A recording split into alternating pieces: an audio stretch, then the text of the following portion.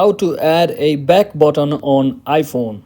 So hello guys, welcome back to my YouTube channel. In this quick tutorial, I'll be showing you if we can add a back button on iPhone or not.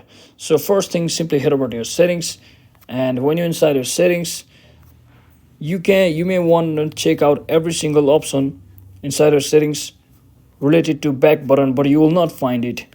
So what we can do instead is just click on this accessibility option, and from over here just click on this touch and just click on this assistive touch.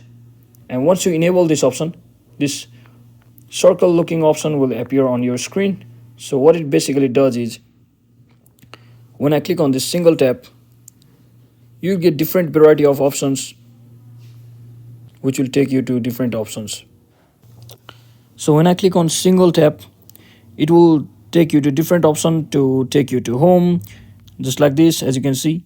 So it will take you to notification center, and it will help you open Siri and other stuff like control center.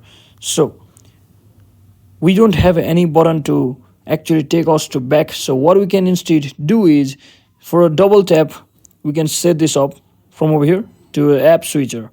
So if we want to create a click of back, we have to slide it or just click on this arrow option at the top, as you can see.